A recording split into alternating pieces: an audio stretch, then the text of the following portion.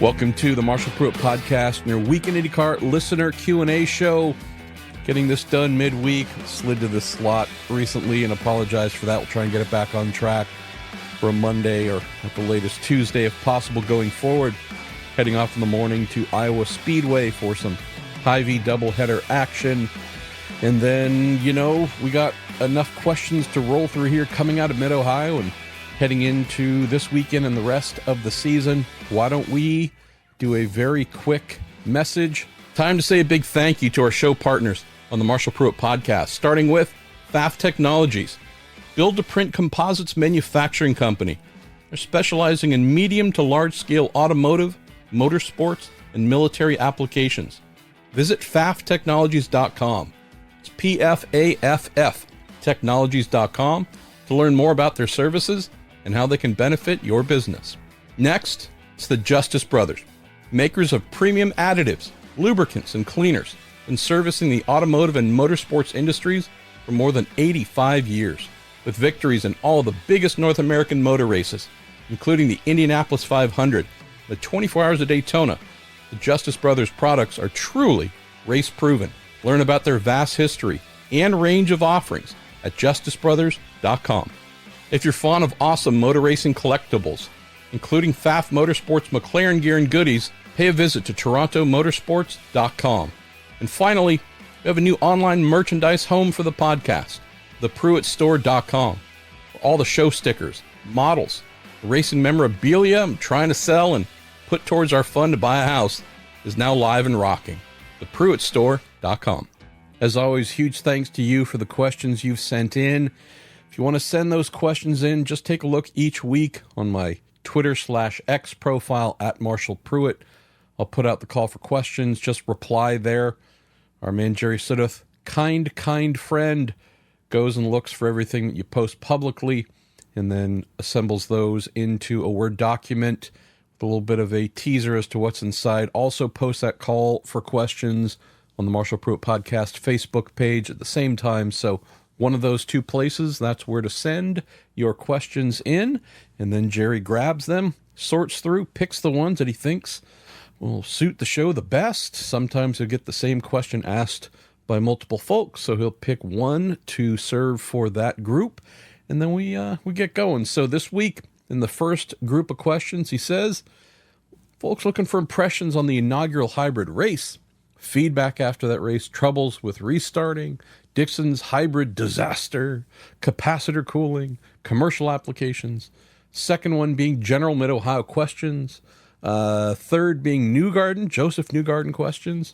And then there's another group, second group of scheduled questions and some evergreen items. And based on the amount of time we got, we'll see if we can get into that second group and more. And as Jerry so often does, because he has a great sense of humor, he closes each of these with a funny quote. This being from Bob Newhart, the comedian Bob Newhart, who says, I don't like country music, but I don't mean to denigrate those who do. And for the people who do like country music, denigrate means put down. There we go. I love little bits like that.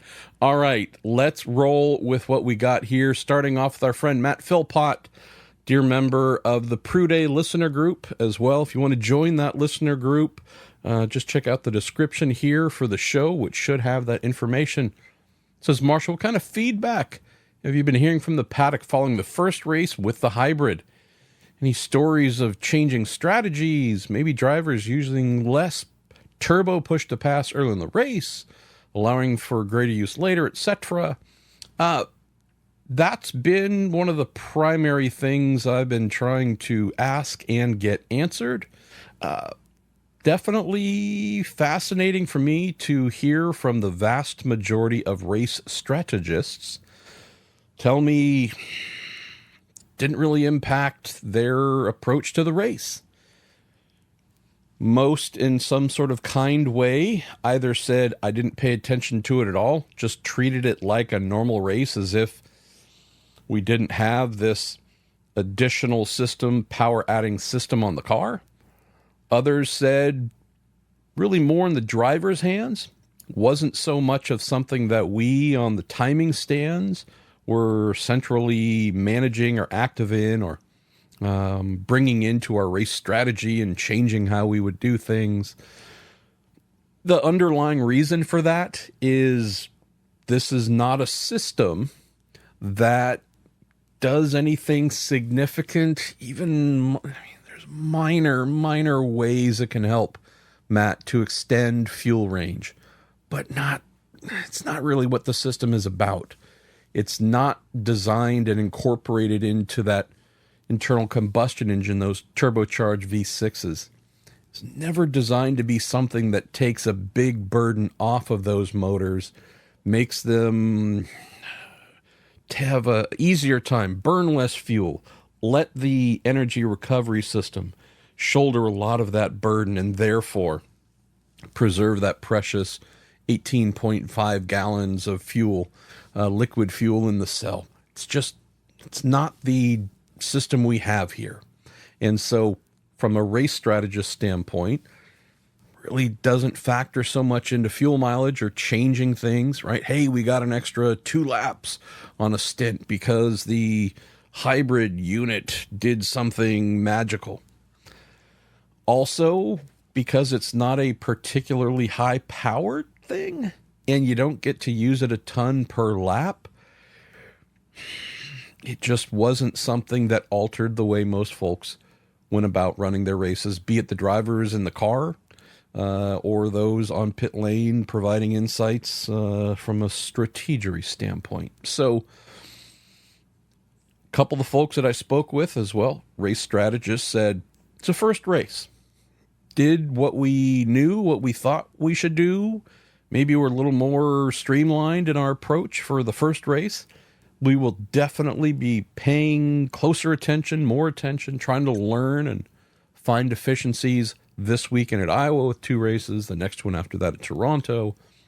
So not a big, hey, wow, this changed things in any substantial way in race 1. Give it some more races, though.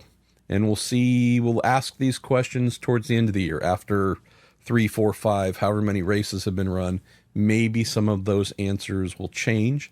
Didn't hear anyone, by the way, in your specific question of, did anyone save their turbo push to pass seconds in order to use the 60 horsepower or so from the energy recovery system a lot early, so they had a bunch of turbo push to pass in the bank to use towards the end? If anything, it's using both options at the same time if you're really needing to make up a gap or try and defend and pull away from somebody, where you'd probably be wanting to dip into both, again, at the same time coming out of a corner. Charles Napier said, thanks for the great videos covering the hybrids. I think we can say it was a great success other than one thing. And why did the drivers have issues restarting the cars with that hybrid? Was this user error something that needs to be adjusted on the ESS or MGU or otherwise? I don't see it added in here. I know Lynn, the former Spurs fan, was wanting to say it was not a success and all that because Scott Dixon had a problem. We just got to be honest here. If you come out with something that is extremely new technology, never been used before in any other form of racing, this is not an off-the-shelf hybrid system that they bolted in and used. This was developed for the first time in this way, in this car, on Earth. 27 cars took those into competition for the first time. One had a significant problem. And I realize, Lynn, you're wanting to state that this was not a success. Just telling you, it is silly to try and suggest that when 26 out of 27 brand new things work successfully, that is not a success. So by the numbers, and I'm a numbers guy, that's not a rational, reasonable argument to make. You can make it. Do whatever you want. It's all good. Thank you for making it and sending it in. Numbers do not support that as being fact-based. Did learn that a second car, Renus VK, had some charging issues during the race. Scott Dixon's is one that cropped up right away before the race started, realized that it heavily impacted his race, got it completely resolved, and ran flawlessly afterwards. Renus, on the other hand, seems like it was not working as intended, was somewhat problematic. Would not say from anything I've heard, though, that it somehow damaged his ability to be competitive. But nonetheless, so overarching thing here, Charles, I agree with you. And again, if y'all know me, you know that if the bed is pooped, I will absolutely call it out and call it out loudly. I am not afraid to call out the failings of IndyCar or whomever else. Again, that's just also a fact. This is not one of those situations. So, agree with you on that, Charles. Great success. The issues specifically with the restarting of the cars, I was told that it was a software problem. Had asked IndyCar Jay Fry about that during the weekend, and he said it was indeed a software problem. They decided after it did not work as intended, they were going to disable that option, get it resolved, do that on the Saturday, and if everything worked the way they thought it should, it was brought back online. We saw Nolan Siegel go off, was able to get that car refired, reverse, and get going. And then in the race, which I realized this was a little bit scary, but 3 laps from the end, I believe, I think it was lap 77, 78, somewhere in there, Romain Grosjean went off, spun across the track, stalled the car, and was able to refire it using the energy recovering system back onto the track and pull away.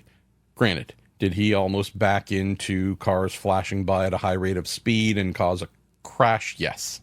So that's something IndyCar needs to think about a little bit in terms of rules for how and when that self-starting option should be done, right? Just because you can doesn't mean you should. If it means you need to back onto the racing surface, come across almost sideways across the track and potentially get T-boned.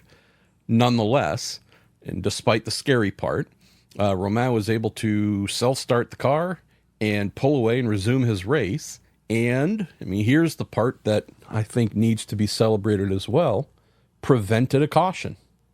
Had he not been able to do that, with 2-3 laps to go, with Alex Palou, half second to a second off of Pato O'Ward, would have had one of two things happen. Either last lap, final lap, restart, and I would have hated to have seen Pato potentially lose the lead in the race if he was overtaken, because I thought he put in a phenomenal job to get the win that he did, or it would have ended under yellow. So got it fixed, and we're able to save the first caution, which is the thing we have been hoping for years since this was announced. So I thought all those things were really cool. Really, really cool, Charles. There's one thing related to all this that still needs a little bit of looking into and resolution, and I'm hoping to learn about this shortly, and that is a number of drivers. Many of them were Honda powered, so I can't tell you if it was related to anything on the Hondas specifically, but there were a lot of cars that stalled and or got really close to stalling. Drivers talking about the bite point of the hand clutch feeling different, being a little different. Keep in mind, if we look at most IndyCar races, it's a rarity for drivers to stall anywhere we go. Folks were saying, well, it's a really tall first gear at Mid-Ohio. That's why it was happening. This didn't just become a tall first gear in 2024. There was something different happening here. And so I don't know if it is a software thing related to the energy recovery system. I don't know if it's having this new big weight of the MGU drum always spinning on the input shaft that is, again, I don't know what it is, but I do know the series is looking into, is there some fine-tuning we need to do here?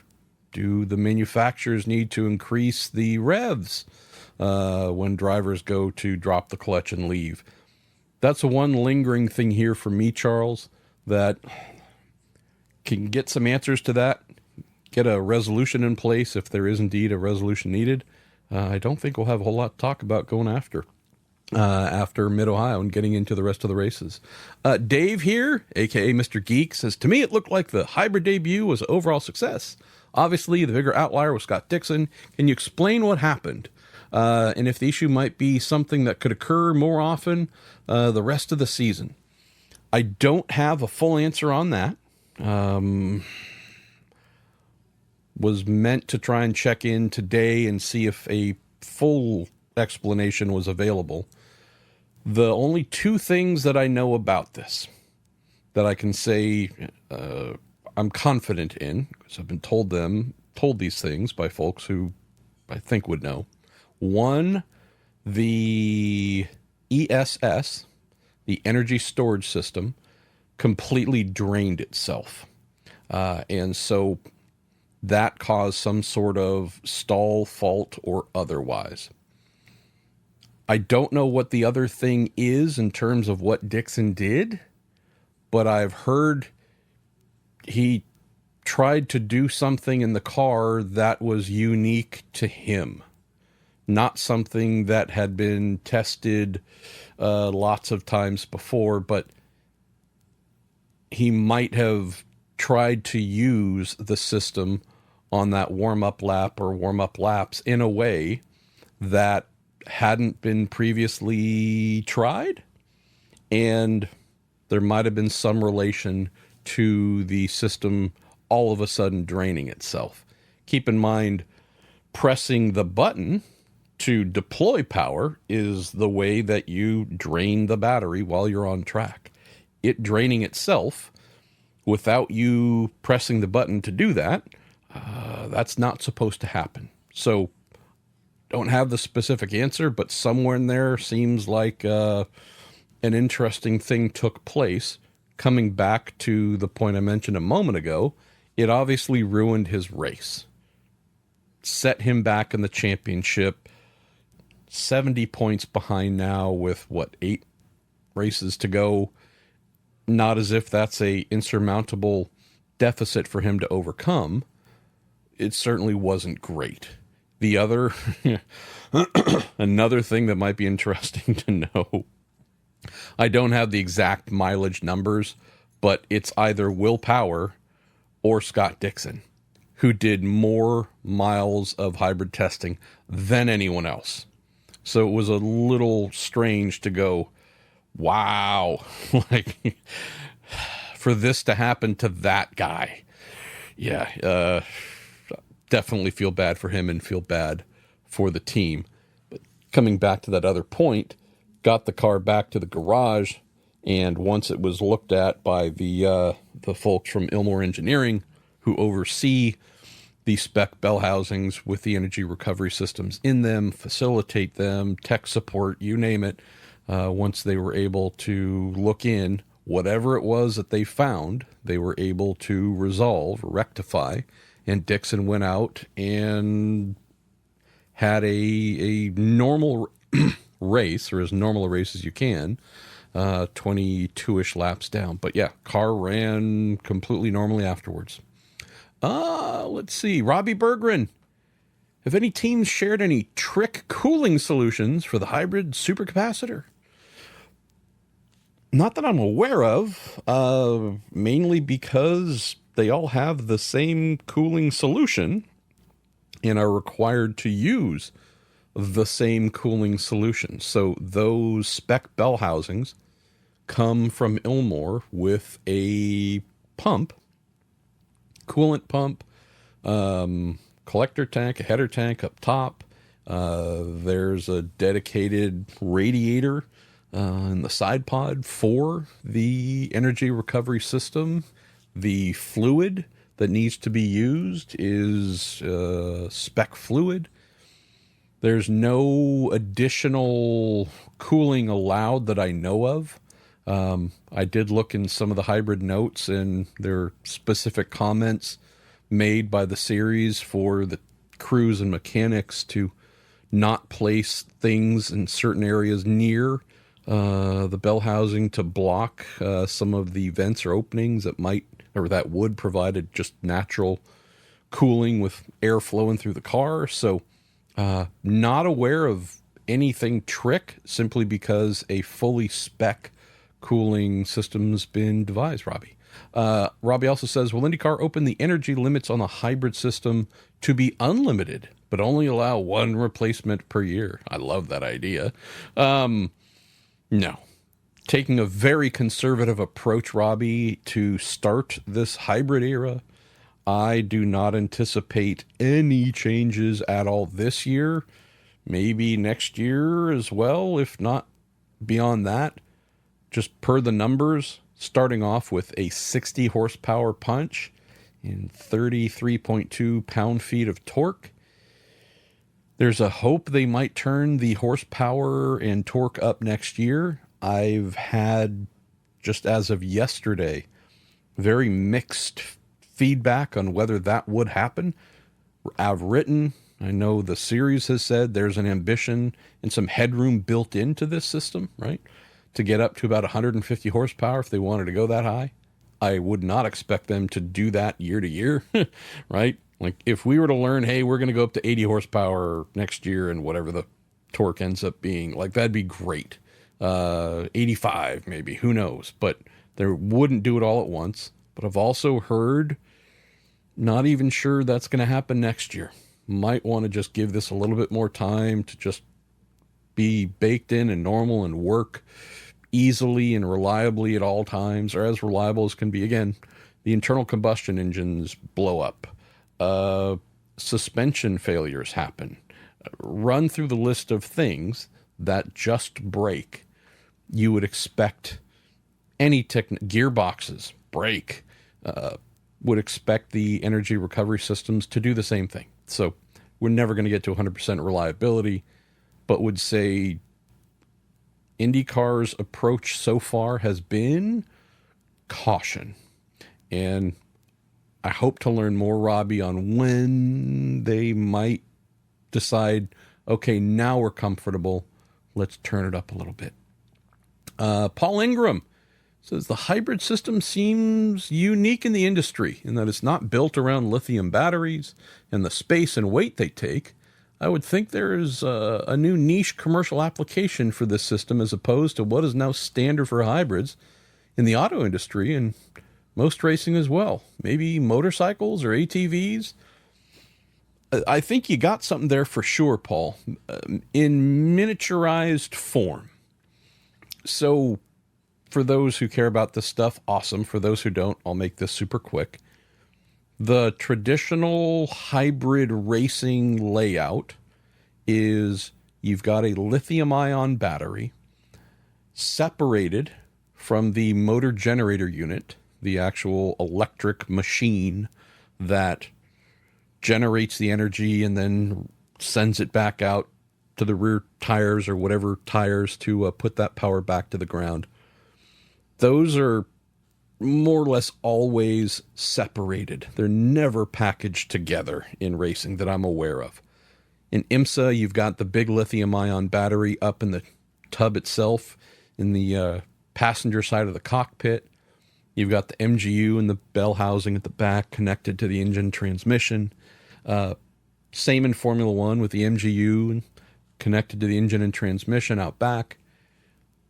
Bottom of the tub, the driver survivor cell, the bottom at the back, there's a notch designed into the tub where their lithium-ion batteries go. If you were to try and do the same thing in today's IndyCar, you would cut, 6-8 inches out from right beneath where the fuel tank is and notch in there, right? Just right in front of where the bottom of the engine bolts to the tub. That's the normal layout. If you look at what IndyCar has, thanks to Chevy and Honda, they with no room to separate, no room to place a lithium-ion battery pack anywhere. Those tend to be a little bit bigger, heavier. They had to go with a small, super compact supercapacitor system. And those pack a good punch. They charge super fast, deploy super fast. They just don't hold a ton of energy. Lithium-ion batteries tend to hold a ton of energy.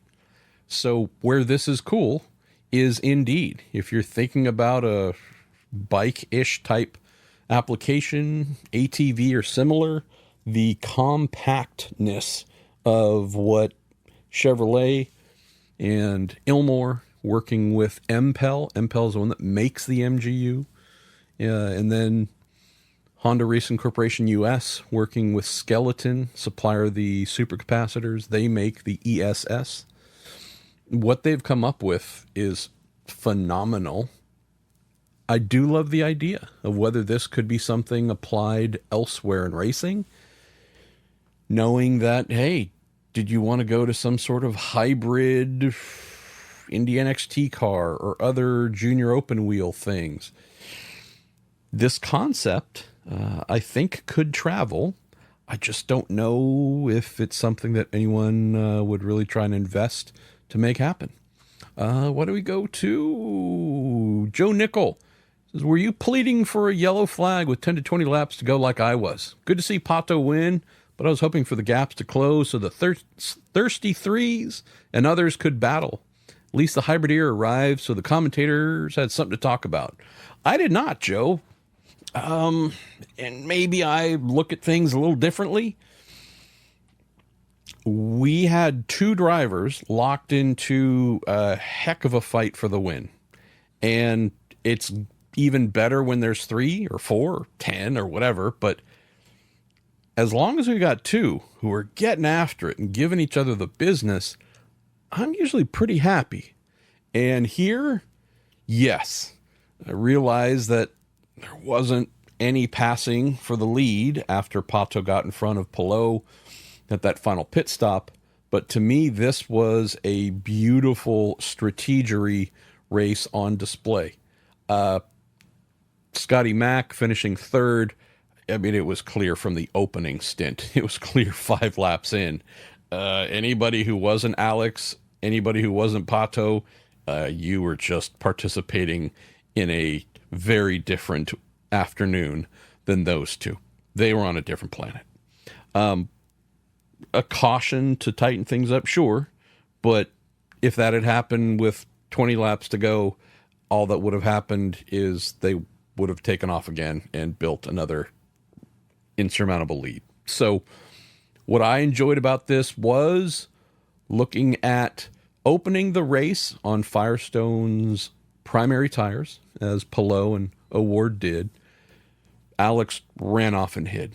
Pato couldn't match him, recognized it, and was super smart and did not flail and tear up his tires trying to catch him. And I'm sure that he could have, but that would have happened halfway, 2/3 of the way through the stint, would have drawn down that gap, and then his tires would have completely surrendered. And he would have had two choices, because he's done this before, but he would have had two choices. Can either hold on for 6, 7, 8, however many laps until their pit window to make a 2-stopper work, and given up all kinds of positions during that, right? Because he would have just gone backwards. And Scotty Mack and others would have, all the folks who were chasing hard from third on down would have pounced on him, and he would have been screwed for the rest of the race. Or he would have needed to convert to a 3-stop race. And as we saw, I think Felix Rosenqvist in whatever it was, 12th, 13th, something, was the top 3-stopper. So beautiful to see Pato say, no, I'm not going to use my crazy talent to try and overcome this deficit, but ruin my tires and then ruin the rest of my race as a result. Both pitted within a lap of each other, switched on to the faster alternate tires. The advantage Palou had on primaries was gone. the disadvantage that Pato had was gone, and now the roles were reversed. And while Alex still had a sizable 5-6 second lead, whatever it was, coming out of the pits, Pato chased him down with ease and didn't have to abuse the tires to do that. Saw what happened on the final pit stop. Alex was able to stop the car from stalling, but it came super close. Lost that little bit of extra time. Pato got by. We saw that Alex, these two now on primaries again to close the race. Really crazy stuff to see, right? This is the stuff I'm looking for, Joe. So I don't know if you saw it. I don't know if you care. I'm just sharing. Maybe these are some of the things, if you aren't already looking for, to just keep an eye on. So as we mentioned, big deficit on pace, the opening on primaries for Pato. He clearly offered input afterwards, what wasn't working. The team looking at the data, looking at stuff, going, okay, here's an adjustment or two we're going to try and make to the tires, possibly to aero balance as well at the final pit stop when we go back onto those primaries. Use what we learned to improve the deficit from the first go-round, and they did. And so we all of a sudden no longer had a speed disparity between Pato, between Palou. It was a straight fight. Granted, Alex seemed to have a little bit more speed, but not that crazy extra speed he had the first time around. And so to me, it was fascinating to see Alex cutting into Pato's lead a little bit by a little bit, got it into a second or so, got it down to about a second, got it below to like a half second, I think, or close at one point. And what did we see from Pato, who has made mistakes in the past in those situations? He was flawless. He withstood all of the pressure, did not buckle in any way. And indeed, we saw one thing, Joe, that was truly rare. Normally, again, going back 2 years ago, 2022 is really the last season that I recall where Pato was doing this stuff too much and to his detriment. But roles being reversed here at the end of the Mid-Ohio race, if this was 2 years ago, Pato sliding wide, running 1 to 2 tires off into the dirt, losing some time, pushing way too hard, trying to make up time, going over the edge, and paying for it. Not only is that not what Pato did on Sunday, while knowing that Palou is chasing him hard, we saw Alex as the one doing this thing he never does. Wheels off, untidy, little sideways here, like, wow. All of a sudden, Palou is looking like the Pato of old, trying to get up to him and get by, and couldn't. So I love watching stuff just like this, Joe. Now, granted, would I rather these two pass each other 17 times a lap? Of course, right? But can't have that every race. And to me, when you've got two of the fastest, most elite drivers in IndyCar giving it everything they have, and a guy like Pato, who has been brilliant in the first half of races, but often faded due to overconsumption of tires, over-aggression, not wanting to play the long game. I was all the way bought into this, and seeing him indeed lean into all of the best championship-minded behaviors, hold off Alex Palou, let him get super close, let him run a little bit ragged and make mistakes, and won the race. Just to me, a flawless drive. So that's how I saw it. Austin Merrill says the post-race celebration on TV was beyond awkward and almost sad. Says Pato gets a big win, and we don't see a podium or any real celebration. They wouldn't even let him wear the sombrero on TV. Says the most popular driver wins, and we get that? What gives? Yeah, the credit is due here to IndyCar, right? Bearing in mind that IndyCar is not standing there, aiming the camera at the podium and making the decisions on who cuts to where and what gets shown before the broadcast goes off. But very much a situation here where IndyCar did a really cool thing, which I hope they will do more of. I am told that they brought their Iowa podium stage, whatever it is, or the podium that they have, I guess was at Iowa, and they decided to bring it over to Mid-Ohio.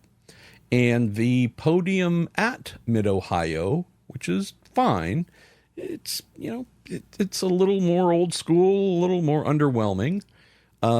Served its purpose, but in this newer era where you're looking for bigger pop and more impressive looking things, a little bit of keeping up with the Joneses with Formula One in particular, I am told that there was a decision to bring it over, and there's no area that it would have really fit easily or normally. So it was placed kind of pit inside, up just a little bit, facing towards the final corner. It's an area where fans could kind of sort of get to. There was a decent crowd there. Eric Franklin say, overall, great race. Shocked to only see one reliability failure with a new tech. Says, my question is Joseph related. His, quote, renewed focus doesn't seem to be generating results, as seemingly cut him off for most fans. Is there a path back for him to being a well-liked public figure, or did he cut himself off for no improvement in season-long results? That's the primary question I hope to get to pose to Joseph, because that is the number one thing I've wondered as well. With these changes, they are significant. I mean, when you take whatever your circle of friends happens to be and make that a much smaller circle, seemingly overnight, other steps taken, all in the name of becoming a 3-time champion and becoming the best athlete in your sport, and that doesn't seem to happen, that's a big move. I don't know how you recover from that. I should say rebound, right? Do you go back? Do you widen that circle again? Hey, everybody, let's be super friends again. I don't know how easily that happens. I'll keep this part super short. He can be the most beloved guy in the paddock. He's really smart. He's really funny.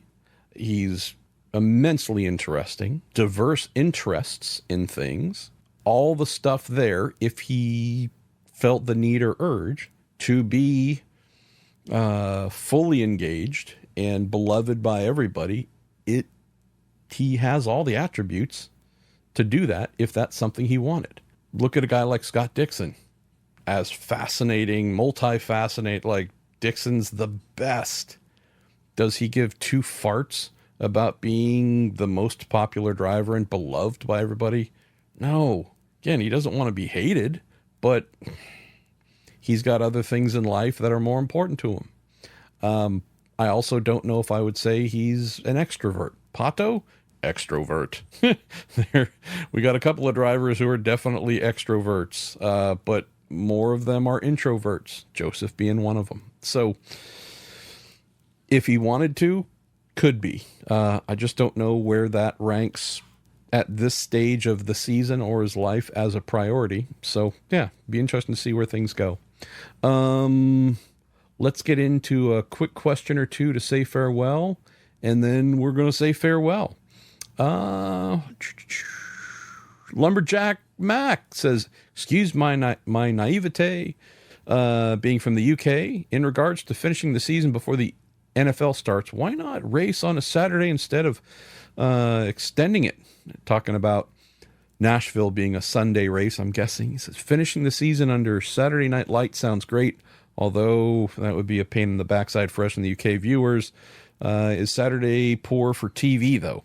I wouldn't say so. There's tons of sports happening here on Saturdays, more often than not of the college variety.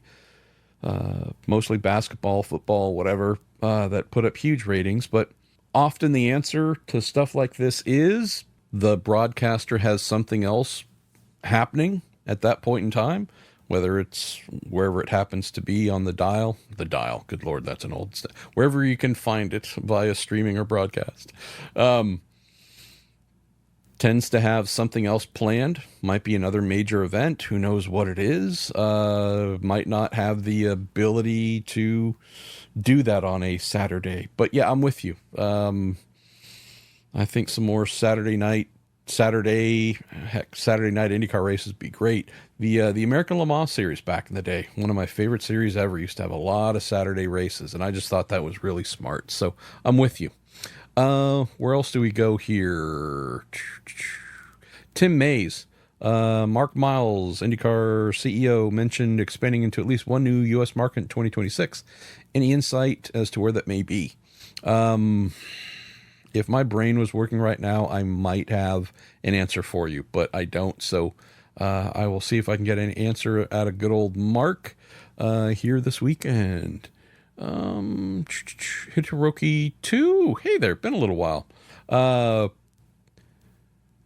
Asking how I think Firestone might handle future contract negotiations with IndyCar. I don't know. I do know that I haven't heard from anybody a desire to go away from Firestone. So I believe, unless something crazy happens, there will be a continuation with them when their contract, I think it runs out the end of 25, but I'm not totally sure. We have some fun ones here. Brad asking why Rossi didn't agree to a shorter contract.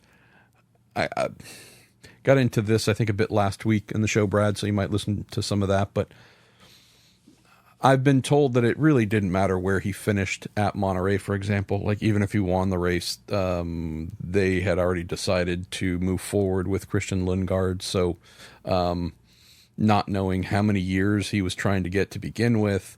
I did ask Alex when I spoke to him after the news came out about the split, like, no, you're not obviously going to talk about dollars and cents and so on, but what were you thinking going into this negotiation with Arrow McLaren, or maybe with another team now that you need to? You're not old, but you're at a stage in your career where you probably got two big contracts left to sign. Are you thinking, hey, I'm maybe going towards a bigger dollar amount, more security, multiple years, because as you get a little older, you tend not to get those big contracts again for as much? Or what was the mindset? And he said, no, that's not what I was trying to do at all. That's not where my mindset is at all, of trying to go big on a contract now because I've got a finite amount of time left as a big earner. He said, that really wasn't it. So Chris Kalewick, Andrew Miller, Jeff Hildebrand, Jill Lyon, Cody Oakwood asking if there's any non-iRacing IndyCar video game updates. Let me see if I can pin down our guy Mark Miles. Always just a fountain of information. Sorry if there was a sarcasm button I could hit. Let me see if I can get that answered here. Ed Joris, John Wojnar, thank you for sending in your questions. Maybe next week I can get to some of those. If we feel like I should do a slightly longer episode coming out of Iowa, will not be attending Toronto. We have chemo middle of next week. And that's going to be my priority for starting middle of the week through next week and a half plus following. But anyways, thanks y'all for writing in. Thanks to Jerry once again for putting everything together. Huge thank you as well. And as always, to Pfaff Technologies, TorontoMotorsports.com, and the Justice Brothers. And I will speak to y'all very soon.